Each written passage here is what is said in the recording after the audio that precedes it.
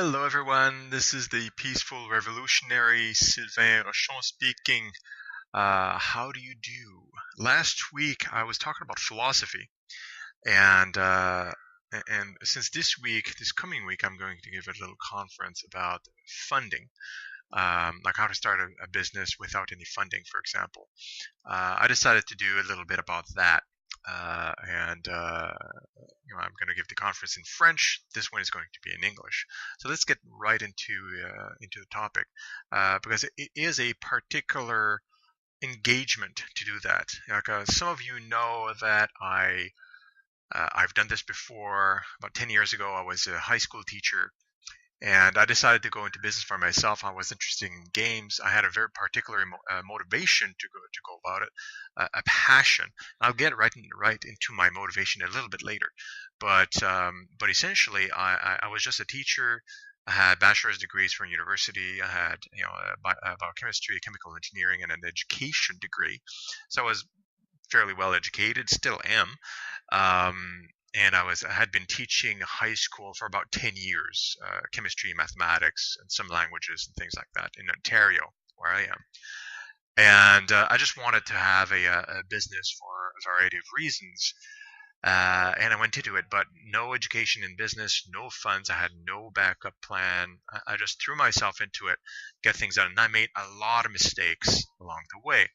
However, I was able to get everything going and everything started. And now I own a second company, which is a pivot of the first one, which is doing rather well as a web and mobile development company called Strategy Corporation.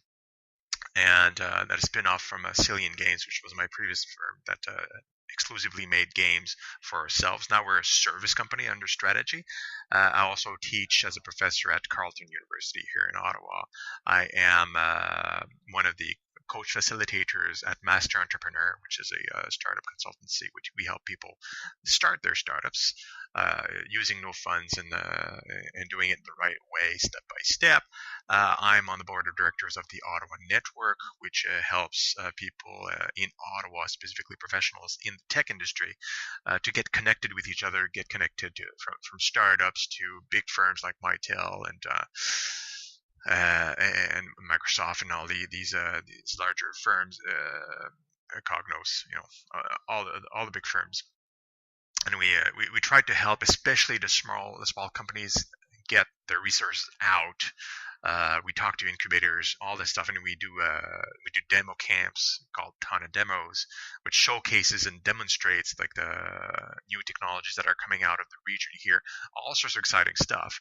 And I also do some conferences at La Cité Collégiale, which is the local French college. I do some conferences there, which is what I'm going to do next week, which is why it's in French. And among other things, I mean, I do a variety of other things, but these are the top things that I ended up with, starting with basically just a teacher's degree and some education as a teacher in sciences and mathematics 10 years ago. So I did quite an interesting trip in the last 10 years to get where I am, where I feel comfortable educating people on how to start business on a professional basis, since typically people pay me to do conferences or to consult now, as well as running my business and these different things. So I think as an educator, as a bloggist, as somebody that has information to share with experience, I need to get this out. So let's look into that, like how to get everything done. Now, the first element that we have to look at is that everybody that starts a company, especially if it's their first one, they have like a very big vision. It's a little bit like a plan to have a mine, like to do some mining, maybe for gold or anything like that. It requires machinery. It requires all sorts of people, all sorts of expertise, and it takes a lot of land. It's a huge project with lots of little bits. Like there's a trillion things that needs to get done in their minds, and all they have is basically a shovel. a hand shovel. That's all they got. So it's a daunting task. It seems impossible. And the first thing that comes to an entrepreneur's mind, especially an initiated one, is, well, I need to get money to pay for all these people for the equipment and get all these things done because I can't do everything myself. And I mean, it makes a good sense if you look at it from a huge perspective of like something really big. But ultimately, when you do a startup, um, you don't want to think that big because really, like we know statistically that about 90% of businesses fail. The startup businesses, 90%, usually between 80 and 90%, but I think it's closer to 90. And there's a lot of reasons for that. One of the reasons is people lack money. Like they run out of money, essentially. So they were able to get some funding, maybe from friends and family, maybe from investors if they got really, really lucky. Because or a really great pitch, or they know someone. I mean, it's not luck really, but you know, uh, the idea maybe is a really good idea, but they still lack money. There's a fairly good percentage of failures that are due to money, and typically is because they receive money, and then they just run out of it. They don't plan it well, and sometimes they just not get they get too overconfident. They start spending too much. They have too much overhead, and they can't sustain it. So that's a big failure aspect. And if you look at another statistic, 90% of companies that succeed, that make it really strongly in the market, are not funded, which means the founders fund themselves, their business, or they find ways with friends and families, like really like as a community, to kind of get things going with minimal funding and different things like that. And in those companies actually there's a lot of them that start up that way. So they're part of that 10% that managed to succeed.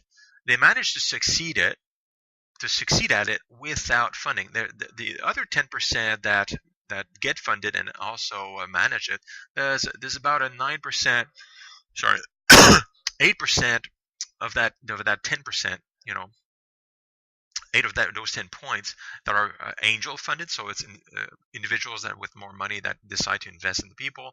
And there's a small sliver of startup companies that get funded by VCs, venture capital companies, which is really big money. So ultimately, if you just look at the stats, the best way to get started in the business is really with starting small with your own business, and your own funds. Sorry, with your own funds, and growing, being very careful with your money so you don't run out. Because there's like, even though there's 30% of the failures with startups that are due to money running out, there's still a 70% is about management failures, wrong partners, the market is too small. There's a market shift, or maybe you're targeting the wrong market. These are things that you have to look at in a very careful way. So going in small bits is way smarter than trying to raise funds, think way too big right from the start, and you put all your money and all your effort in there, and then high chances of failure because there's too much risk factors. You don't grow into it. You kind of put all your eggs in the same basket, and then it kind of drops on you because of all sorts of uncertainties that are around it, and just goes bad in most cases. So if you start small, so instead of taking your shovel and trying to make a big open air mine that's 2 miles wide, or half a kilometer wide, whatever, how wide you need, well, you can just start in your garden, just making a little hole, and that makes a lot more sense. And then you do a little hole for a week, and then you do another little hole. Eventually the hole grows. Then you don't spend a lot of time, energy. You don't need a whole bunch of staff. But as you grow your small business with revenues, you can eventually like pay for staff. You kind of scale things up step by step in a gradual way. And that's a really smart way to go about it. And thankfully, especially in the technological field, like in high tech, the costs and effort to actually get something started, a high tech business, has gone down tremendously. In 2000, for a startup, if a startup would cost $5 million to build, to get going, in 2005, it was 500,000, about 10 times less. And then in 2009, the same principle, because of cloud and open source and all these elements that are prevalent everywhere now, there's another 10%, there's another tenfold decrease. So now the same business would cost about $50,000. And then more recently, by 2011, where developers starting their own companies, now it's about $5,000 for the same business that would originally cost in 2005 million. And in 2015, it's even less than that. It's almost free. It's easy financially. Still a challenge to build and to compete in the world, because it becomes easy and is not a cash barrier to actually things get started. Every Tom, Dick, and Harry can do it, so you got a lot more competition. So there's still other types of challenges that are there, but we can't make the excuse of cash being the problem. I guess that's the point. And if we look at businesses that are not high tech, it's still using technology. It's still really possible to do great things. And the example I can use is the Khan Academy, Khan. And that was started in 2009 by Salman Khan, a U.S. resident. And he just started off really simple. He was a teacher of math and chemistry. That's what he was doing. He was highly educated out of MIT with a few degrees in those fields in engineering. And what he was doing, he was asked by his cousin, his younger cousin, somewhere else in the world. I don't really know where she was. To show her some principles of mathematics. So he went out and used Yahoo Doodle, which is a small little software on the web. So she was way over there. He was here to kind of share like a whiteboard, and he would draw using his computer some mathematical equations and teach her the concepts that she needed. And this doodle stayed up there, at Yahoo, and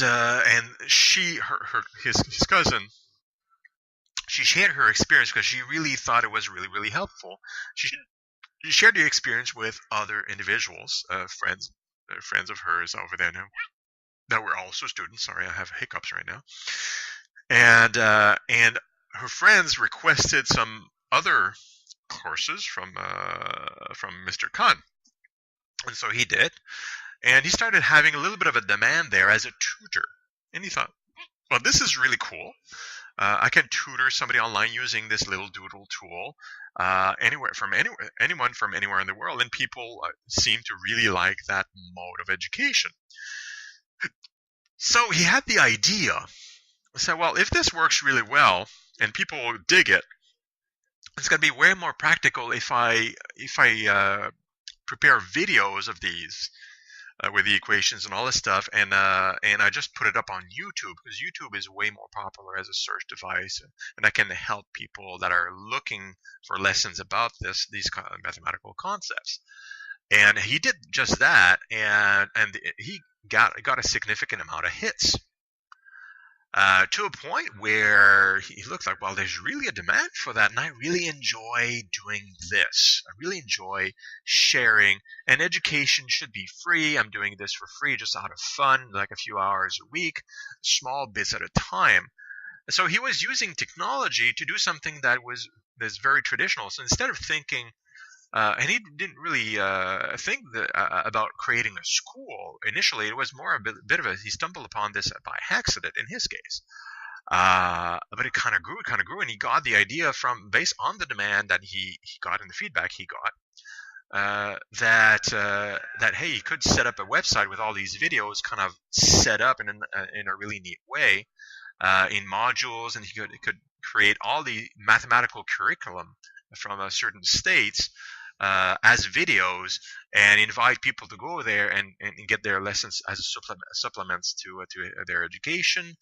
He did some of that. They were really popular, and he grew. He eventually, because of ads on Google and on Google on YouTube, he was able to fund some of this effort. He was able to get off his own work, and then he hired somebody for the website to create a really nice structure, and so on and so forth. So he grew organically this way. Now,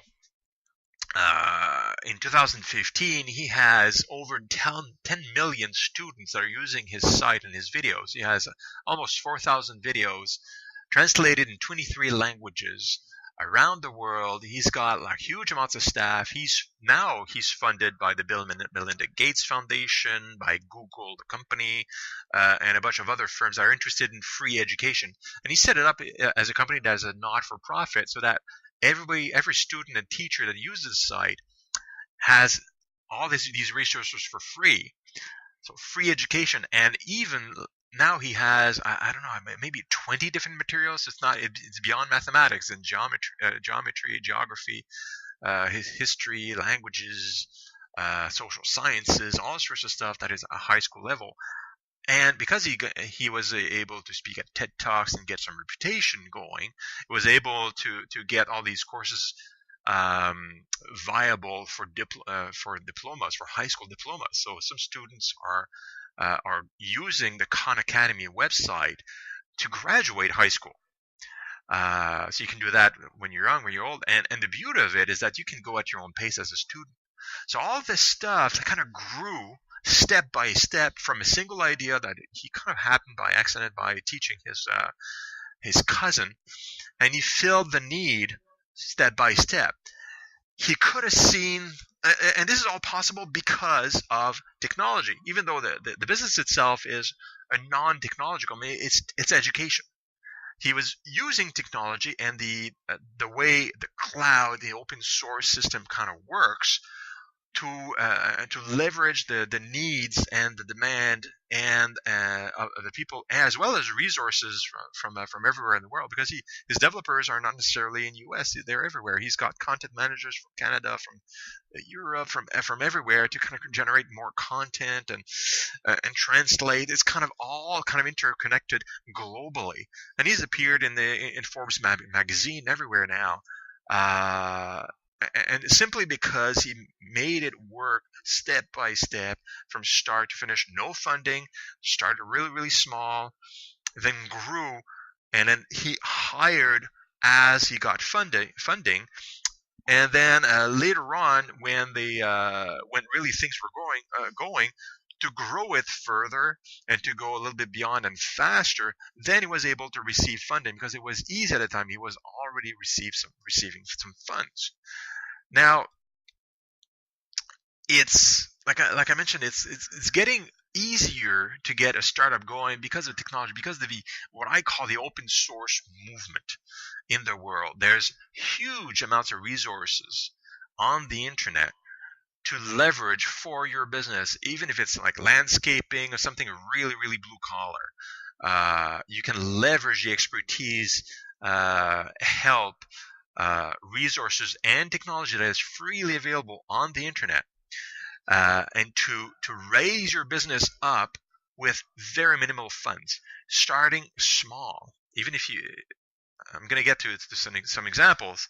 And some of the resources are, for example, if you're looking for information or arts, you got Wikipedia, which is like more precise than any encyclopedia, and it's managed as a not-for-profit. And the resources there are provided by the individuals that kind of log in and edit the posts. It's more precise than any encyclopedia in the world, mind you, and it's constantly changing as definitions and things kind of get added and modified, meanings change, all this stuff. DeviantArt is an example for arts, where people collaborate and share art pieces, artists, all sorts of stuff. That's just like a few examples. We have consultant sites like Craigslist and Elance where you can provide your services directly online to the whole world. So you don't need to market yourself locally with flyers like the traditional way, the hard way. You can let those systems advertise you and specifically target your audience that way, using systems that are already in place and that are generally free to use. If you want websites and in e-commerce, there's Shopify. That's here in Ottawa, for example, where I live. A billion-dollar business that's just like turnkey operation to sell your stuff online at a super minimal cost. They do everything for you. 99 Designs. They basically it's crowdsourcing for website design. You're just like, here's the concept, here's the budget. You guys design a website. I'm gonna pick the one I prefer, and then I'm gonna buy it and then put it up there, like super cool. And if you want to have validation marketing or financing, you can even crowdsource that. So if you have a cool idea that requires funding to get it going, you can try to get the community, the buyers, the actual people that would want to ultimately buy. You can showcase to them using Indiegogo or Kickstarter. With a video and your presentation, you can kind of validate your idea. If people want to give you money to get it done, it's because they're interested in your idea. So you don't need to deal with investor firms or angel investors so much. You can put it up there and see if people are interested enough to want it and to put their money where their mouth is. Like, I want to buy this when it's finished, and that allows you to fund the development of the product. And these are just examples. There's a lot more going on. Using the internet, we have access to everybody, and there's a bunch of systems now that allow us to leverage the world and the intellect and the resources, the motivations of the world to start our business in a manageable size and a manageable way. And all these resources also allow us to find the right partners. And that's really, really important too, because if you don't have the right partners, within that 70% of companies that fail, that isn't about money, a lot of it is about management and partners. It's about another third that's about that. Well, if you only have access to people in your neighborhood, you have a limited pool of resources and partner types. They may not be the right partners for you. Now you can collaborate worldwide, and you can use these systems like through the internet to find the right partners, whether they are companies or individuals. It doesn't matter. You can find the right ones that will fit with you. If you are a contractor, like in construction, and you want to start your business and you want to have somebody that's going to be able to sell your services, and you don't know anything about the internet, you may be able to find a partner that's like a super ace at the internet and marketing and websites and promotions and communications, and he's going to be partnered with you in your business, for example. You can find him anywhere in the world, and he's going to have the expertise to actually leverage that technology to get your everything done, and you can focus on your business of being a contractor. This is just an example like that, right?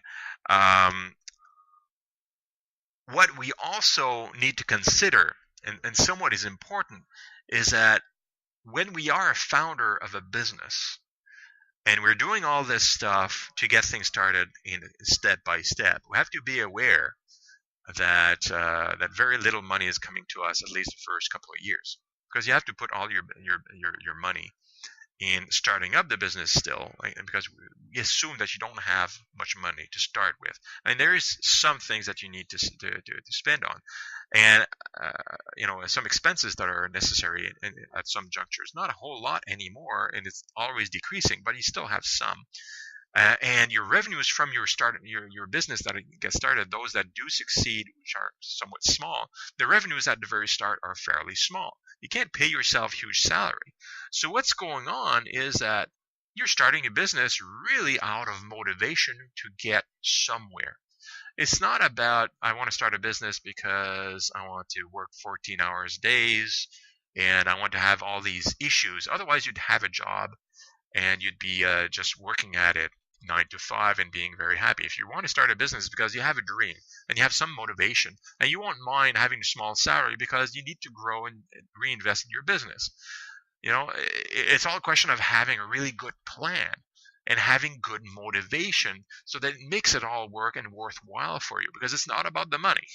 You won't make a lot of money in the first year, in a couple of years, and even down the road, depending on your motivation, you may not make a huge amounts of money later either, but you may be driven by some motivation, and each individual has a motivation of their own. And motivation, put you into action, drive you to success, and success makes you more motivated, and the wheel goes round, which is really, really important, because you need to sometimes pivot, sometimes you need to change things, you need to grow that business from a very small hole in the garden to that big mine, which can take quite a bit of time, right?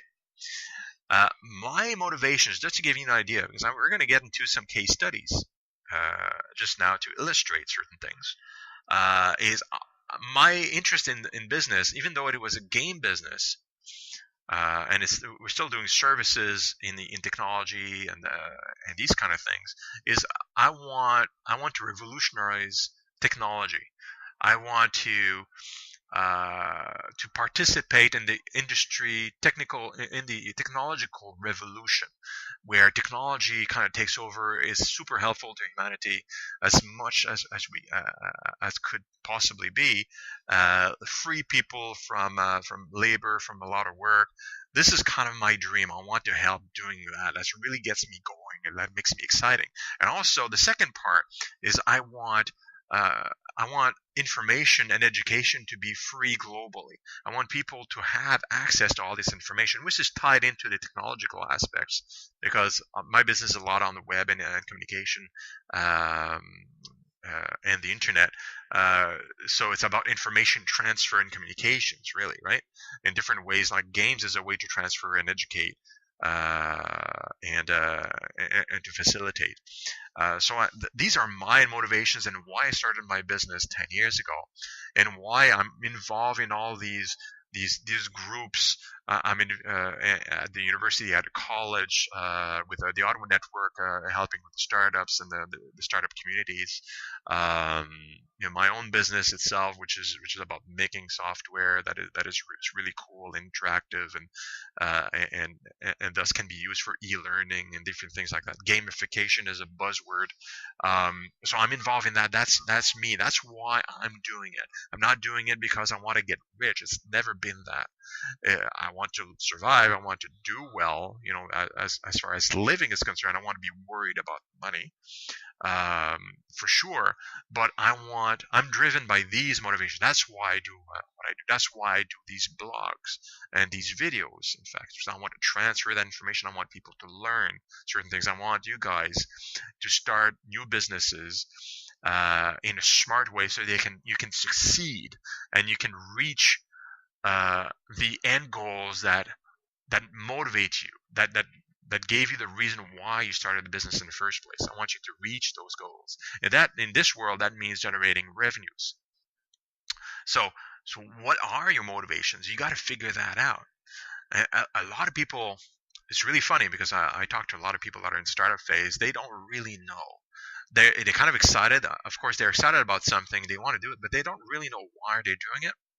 And it's really cool, and it's really important, actually, if you figure out your why, because then you can angle your business idea and your activities and where you're going to work. Especially if you have partners, you may want to work in this part of the business where your partners are going to be working this part and this part.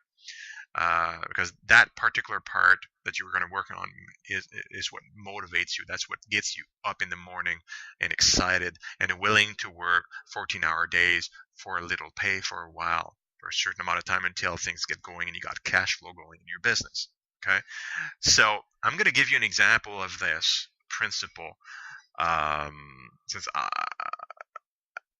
at first, I'm going to give you my example, and then I'm going to give you another example. When I started off like 10 years ago, I had nothing.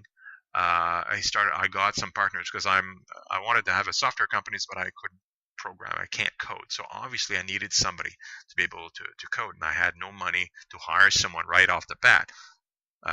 So by the force of it, I was able to get a couple of partners early on that were excellent programmers and also had their own motivations. They liked the idea of what I was going to do. They didn't want to bother with all the administration of the business and sales. I told them, like, look, you code, I'm going to do everything else. I'm going to figure all the rest out. And even though I didn't know what I was doing, but they didn't know either. But I was responsible for that, and they were responsible for programming, and so we went along. We started doing that. We had a first product, and which was an online MMO, like multiplayer, massively multiplayer online web game at the time, and we got that out. It wasn't doing very well, but it allowed us to generate some revenues and get the ball rolling. And we were able, after a certain amount of time, we were able to get some contracts to do some other softwares for other people, and get some small work going. And eventually, we had the opportunity to work with some small firms to do some websites. And then we got a call from Microsoft when Windows 8 came out a few years ago. And not that long ago, but yeah, a few years ago, and they wanted to have a lot of applications, because even then we had like over 100 mobile games. Sorry, not mobile games, web games online, and they wanted to fill their stores, their little app store, with a bunch of games, because it was empty compared to Apple and Google Play, which had, like, huge amounts. And so they funded it. Because they're the ones that were asking for it, and we made a whole bunch of them, and then, like, so on and so forth. So we scaled from almost nothing, doing our own thing, our own Steam, with no funds. I was able to raise a little bit of money just to keep things going from friends and family, different people around. I was able to get things kind of going, and then we were able to get some good clients after a while, because they could see what we had already built earlier on with no funds. Now they were willing to put their money into our business so that we would be able to produce the applications, okay, like that they wanted. And then from there, we leveraged that experience, and we formed with some of the partners. We decided to create Strategy, which is a new company from Cillian Games to Strategy Corp. Because we noticed that it was more lucrative to make software for other people, and Cillian Games, the first company, was just not built for that. So we had to kind of shut that one down while we started a new company that could actually do these services in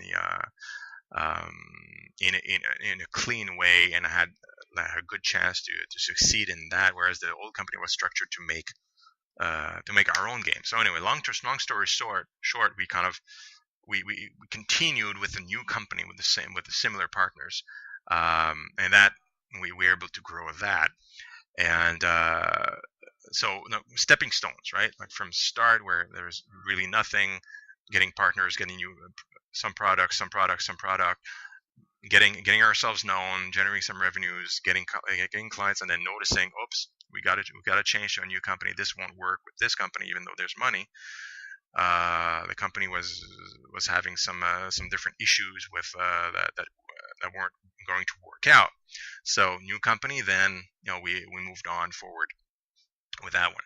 So one step at a time. We didn't know this was going to happen when we started off. I had no idea. But going step by step, we managed to get high reputation, high level clients. After 10 years, we're doing really well, and now I'm in all sorts of places, teaching, advising, and doing some great things that are in line with my actual motivations. But when I started off in the very first place with Cillian, when we started the first company, I didn't know my motivations. It wasn't clear to me. So I did what I did my best, and I learned then I kind of discovered my passion and my motivations as I went, and I kind of pivoted. Now I wish I knew my motivation when I started in the very first place. I would have done things differently. And another things I would have done differently is I would have gotten better advice from senior people that have been there before way earlier. I would have avoided maybe 3 years out of the whole experience of backbreaking work with very little money for myself, right? So that's a little bit my story. Now everything is hunky dory, comfortable. I'm in a great place, and I'm moving ahead. Now here's another story. I'm going to go into a more imagery because software is hard to describe in detailed way. But this story you're going to enjoy. The story is about Michael Sutherland, who was a student.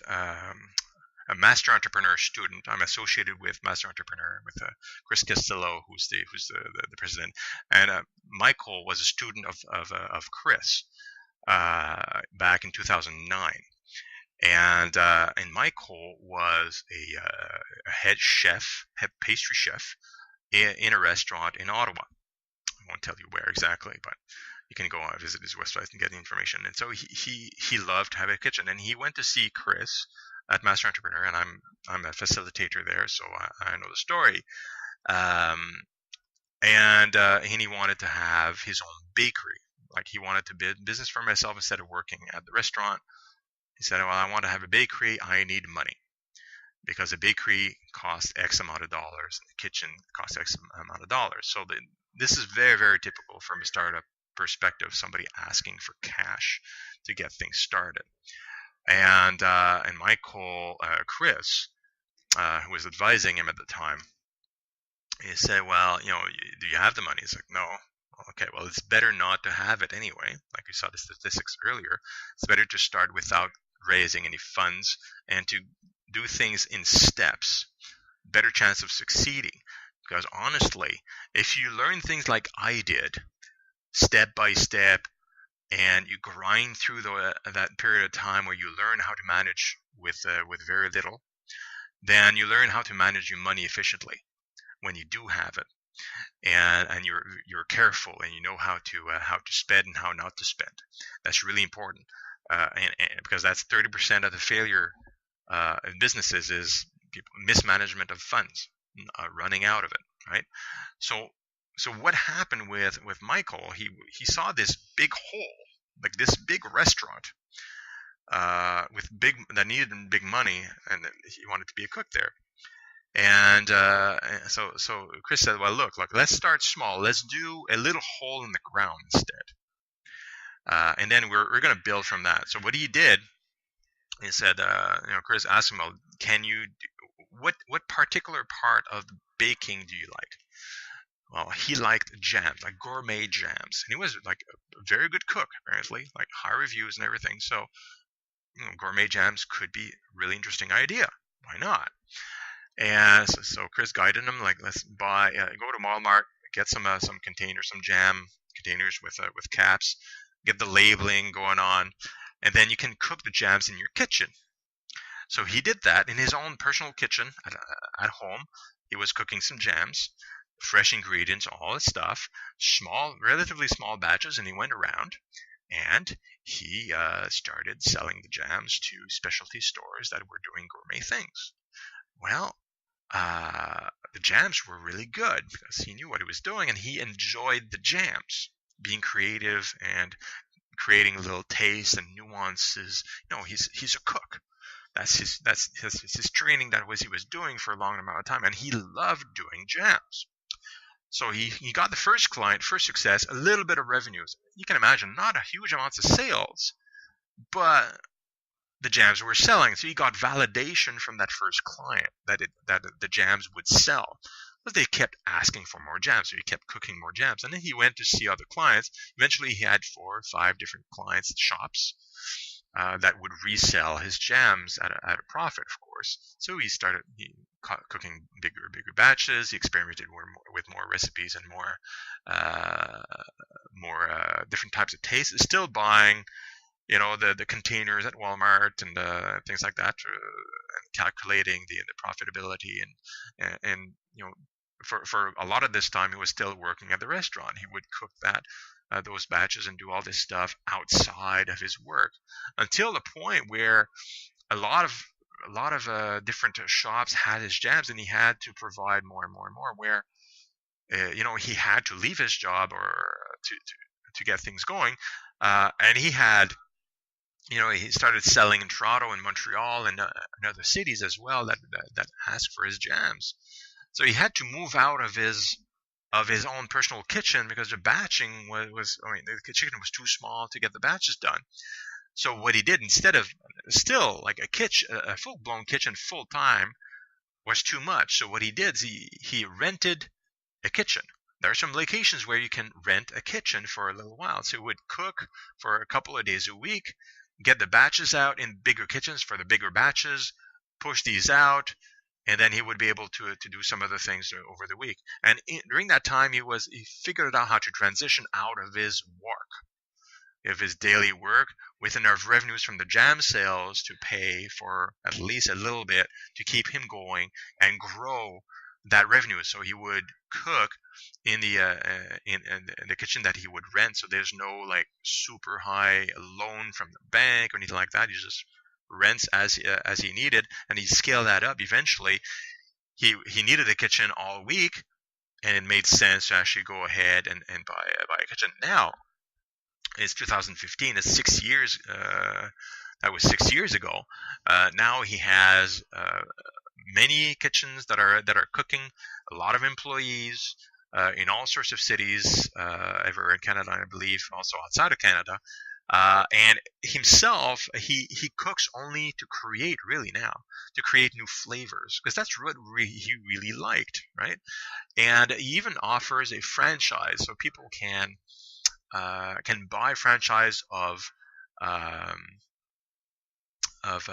Michael's Dulce, which is his brand name, to bake and to make their his recipes, like as a franchise model. So he makes money off of the franchise as well. And right now he thinks about chocolates and ice creams to kind of add that to the franchise and everything that he does on top of the jams. And he travels a lot, doing a lot of photography, because that's something he knew he liked. But when you do presentations for sales purposes and all this stuff, taking photos of the jams and different pastries, he loved doing that. So now, because he's got staff, he's scaled up step by step, shovel by shovel pieces, to having staff to do the grunt work, the things that he didn't enjoy doing, and some partners as well, and whatnot. And he's got some investors like to finance some of the restaurants and things like that. Mostly, I believe these are banks, because he set it up so that he didn't need actual like angels or VC funding or anything like that. Then he's focusing on things that he really loves, which is the creative aspects and the photography, and getting inspired by traveling. So his story is really, really cool, because it started like from something like a big hole, but he went back small to generate revenues, and step by step he grew it in an organic way. So instead of having a bakery, he never got a bakery, but that's not what he really wanted. What he wanted to do was creating flavors and doing photography. That's what he really wanted. That's his motivation, was that. He didn't know at first, but going from small to big, his motivation drove him into a different direction, where it was creating gourmet pieces, like small amounts, like jams in his case, selling those, getting good success because he loves that, taking the photos so that it would sell well, and then get the rest of the stuff they didn't like off this, leveraging the success he had, and get other people to do the rest of the work. But financially, you got to look at when that's going to be ready to happen. When you're ready to hop from doing it yourself to hiring somebody, you got to have the cash flow to do that. And when you get revenues, especially if it's growing revenues, then you can also get into a position where you can logically go after funding.